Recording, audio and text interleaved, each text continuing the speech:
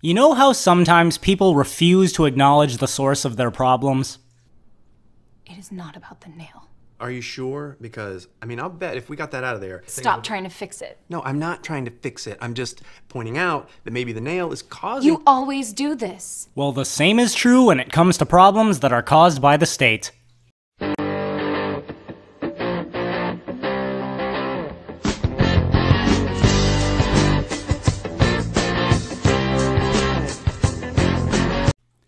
Hello everyone, this is My 2 Cents. I've received a patron request to make a video talking about how the state often sets out to fix the very problems that it itself caused. Think of every political campaign you've ever listened to. Politicians are always telling you about how they're going to fix the problems of today. However, a little research bears out that were it not for the existence of the state itself, these wouldn't be problems to begin with. There's a lot we could talk about, so I think I'm going to need a little bit of help with this one. Legends tell of a certain wise lizard creature who dwells in another dimension. Now, I just need to figure out how to find him. Oh hi, 2 Cents. I was just doing autistic things and I thought, hey, you know what sucks? When the government tries to solve problems that it itself created. Well, I guess you were easy enough to find. Let's jump right into it. Awesome. Oh hi, I'm the Heretic. Hit it! Who out there has played Monopoly? I wish I could tell you that the Monopoly guy fought the good fight, and the sisters let him be. I wish I could tell you that. One thing that many of us learned in school is that free market capitalism encourages the creation of monopolies. When a monopoly gains control of an entire market, they have no competition and can start charging outrageous amounts of money for their goods and services, leaving the poor consumers no choice but to fork over more money to their own detriment. The state, therefore, is necessary to step in with antitrust laws, forcibly breaking up monopolies and ensuring fair competition in the market. However, have you ever stopped to consider how a monopoly forms? By definition, a monopoly must have exclusive control over the supply of a certain good or service. This could happen in at least two ways. Under true free market conditions, by which I mean all transactions are voluntary, a business could only become a monopoly if they obtained the sum total of all resources required to make their product through voluntary transaction. For example, Burger King could have a true monopoly on hamburgers if they legitimately purchased every cow in the world. It's not hard to see that this is unrealistic. While it may be possible in principle, voluntary transactions are usually not sufficient to obtain complete control of an entire resource. The other way is through force. If Burger King employees suddenly picked up torches and started burning down every other dining establishment that sold hamburgers and got away with it, they would become the only business providing hamburgers and therefore a monopoly. This may sound silly, but the second method is actually how monopolies form. In a free market, competition is free to enter the market at any time. Suppose there is only one business in town selling hamburgers, and they out of the blue decide to triple the price. Nothing prevents someone else from opening a new dining establishment and selling hamburgers cheaper, resulting in competition that forces the previous business to bring their prices down or face losing business. But under the corporatist system we have today, when the first business sees the second trying to form, they'll likely knock on the state's door and lobby for new regulations under the guise that such regulations are necessary to help keep customers safe. The state then knocks on the door of the second business owner and informs him that he's being charged a licensing fee simply for opening a business. In addition, he'll be responsible for paying regulatory agencies to inspect his facilities, and required to pay a $15 minimum wage to his employees, as well as full healthcare benefits.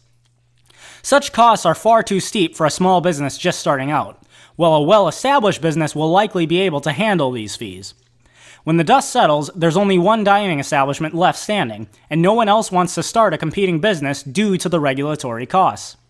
Hence, this monopoly was formed not by free market competition, but directly by the use of the state's power to impose regulations on otherwise free and voluntary transactions. Anybody remember the Patient Protection and Affordable Care Act, aka Obamacare? It was signed by President Obama in 2010. It was passed on the premise that the cost of healthcare was increasing, bankrupting families and hurting people. That health insurance companies refused to pay for people with pre-existing conditions. Thus, The government needed to step in and correct these predatory practices that make healthcare expensive. I mean, nobody's going to deny that healthcare is expensive, so something that makes insurance companies more customer-centric sounds good, right? Well, it sucks. Insurance premiums are skyrocketing, up to 300%. Even the government-subsidized health insurance plans are becoming more expensive, 22% annually for the benchmark silver plan. There's also 18 new taxes totaling over $592 billion in 2012, and according to the Congressional Budget Office, the Obamacare deficit could rise to $1.76 trillion over 10 years, which can only increase as people switch to government-subsidized healthcare as the cheaper alternative. That and the government's track record for calculating costs for these things is usually pretty off. So the government made things worse. They didn't even address the things that do drive up prices, like how you can't move insurance across state lines, thus reducing competition, tort reform that stops frivolous lawsuits in defensive medicine, or doctor licensing. Did you know that at one point, healthcare was so cheap that doctors actually lobbied the government complaining that it was too affordable? Not even joking. People, particularly poor tradesmen, could afford health insurance for a year for a single day's pay by being part of a fraternal society. These societies were tremendously competitive, and physicians fought like hell to be on retainer. And these fraternal societies covered everything from common checkups to catastrophic care. Imagine paying $10 a year, and that covered every medical need you could ever want, plus life insurance. The only reason you don't have it right now is because the government said so.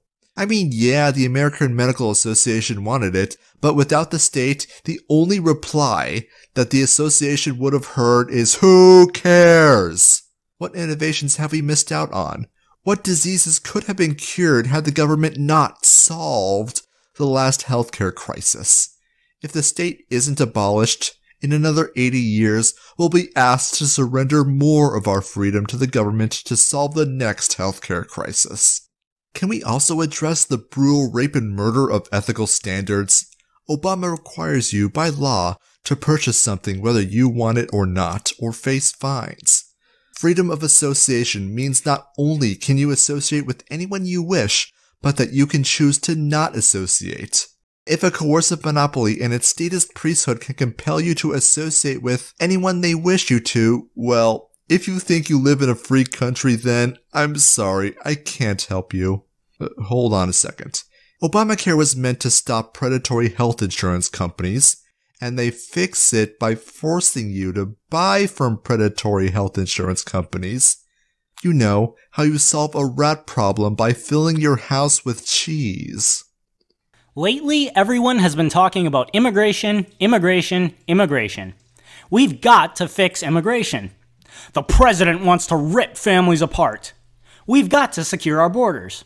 Or whatever else each person of each political persuasion is talking about. But why exactly is there an issue regarding immigration? Well, currently there are several different groups of people, both within the state and in the private sector, who stand to benefit or suffer depending on what immigration policy the state adopts, but only because of the state's existence in the first place. For example, those on the political left know that the easiest way to get elected is by promising to steal more from the rich and redistribute it to the poor. But if they're going to get elected in this way, there has to be a large enough base of uneducated, low-income citizens who want to vote for such a measure.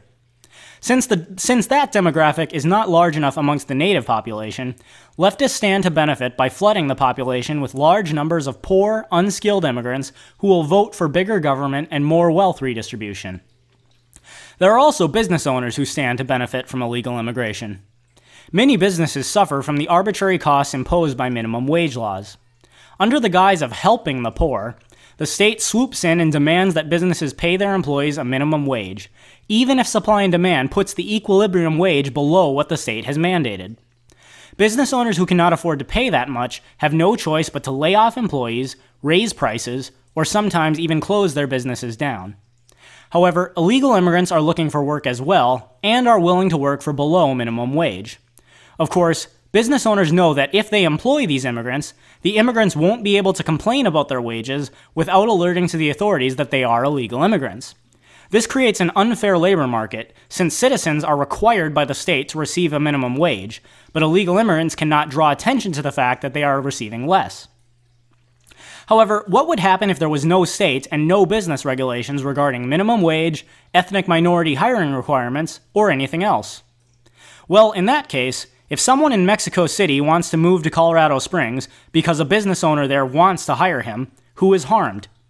The business owner will only hire him if he believes that the Mexican is truly the most qualified person for the job, and the Mexican will only move if he believes he's truly better off in Colorado Springs based on what he can contribute to the local economy. Since there is no longer a state to forcibly redistribute wealth, there is no worry about immigrants voting for a larger welfare state either. Border security would be unnecessary in an anarcho-capitalist society, since the only form of immigration would be voluntary, economic immigration, in which both the natives and the immigrants who relocate are rendered better off by the move. Here's one of my personal favorites. Everyone remember the financial crash of 2008? The collapse of the housing bubble caused banks and financial institutions over-leveraged on real estate to lose tons of money when the value of houses cratered to historic lows. Firms like Washington Mutual and Lehman Brothers just went completely under. Now what had happened was that banks lent mortgages to people who couldn't afford them, and when they began to default, it caused housing prices to crater. The government implemented TARP, which bailed out businesses too big to fail, with $700 billion in stolen tax money. To prevent another crisis from happening again, the statist priesthood passed the Dodd-Frank Wall Street Reform and Consumer Protection Act in 2010, or Dodd-Frank for short. Take a wild guess who was the real culprit behind the housing bubble in 2008 crash. Oh come on, of course you already know. The Community Reinvestment Act of 1977 was passed to prevent banks from discriminating against minorities when offering mortgages for housing, a practice known as redlining. Goes without saying, redlining wasn't happening. The statist priesthood passed legislation on a lie. Wouldn't be the first time or the last time. But how it worked is that lenders who didn't sell enough mortgages to minorities who would disproportionately be poor would be forbidden from merging with other banks. That might not sound bad, but in the banking industry, that's a death sentence. Andrew Cuomo's Justice Department during the 90s under the Clinton administration strengthened the Community Reinvestment Act, increasing penalties and stricter lending quotas. In addition, Alan Greenspan's Federal Reserve loosened monetary policy, manipulating the currency to make it easier to get. Monetary policy is pretty complicated, so all you need to know is that it made people want to spend money rather than save it. Now what did they spend it on, you might ask? Housing. This artificially inflated the value of houses which, when poor people began to default on their mortgages, resulted in banks with too many of these crappy loans lose a lot of money. So great work, government. You caused the problem by using government-backed violence to coerce banks into taking loans that no bank with any sense would voluntarily over-leverage on. And when the inevitable happened that anyone with a lick of common sense could have seen coming, you solved the problem by not only not addressing what caused the housing crash in the first place, but doubling down and adding yet more regulations. According to the priesthood of statism, we're just one law away from everything being perfect. We promise. Here's the thing. Even if you don't recognize our ethics, government doesn't work practically. They try to solve problems that they themselves create, but blame the inevitable result on the free market that never existed to begin with. It's the hatchling who steals from the cookie jar who then blames it on his brother. The hatchling being the government, the cookie jar, your wallet. There are countless more examples we could give, but the bottom line is, every year the state spends more and more stolen tax money in efforts to fix problems that it itself caused. This is why I've said numerous times that no real change can start until people wake up and realize that the state is an inherently unjust and detrimental institution. It's not something inherently good that just needs to be fixed. It's a cancer that needs to be removed altogether. Anyways, thank you for helping me out, Heretic. The pleasure of deconstructing the mythology and dogma of statism is all mine. Check out my and My 2 Cents' channels, link in the description. And that's our 2 cents. So take it for what it's worth. Thanks for watching, everyone. As a reminder, this video was created on the basis of a patron request. All patrons who donate $10 a month or more are guaranteed to have their video request made once they've been a patron for 2 months or more. Thanks everyone for watching. If you liked this video, please hit like and subscribe. You can also hit the bell to ensure you're notified every time I upload a new video. This video was made possible by my patrons. If anyone else would like to donate and help ensure that I have the time and resources to keep putting out content, for just $1 a month on Patreon or Maker Support, you'll have your name listed in the end credits of every video and the link to one of your social media platforms listed in the description. You can also support the channel by purchasing My 2 Cents merchandise on Teespring. You can also follow me on Twitter, Minds.com, BitChute, WordPress, Gab, and iTunes. Uploads are every Thursday and Saturday, so stay tuned for more videos.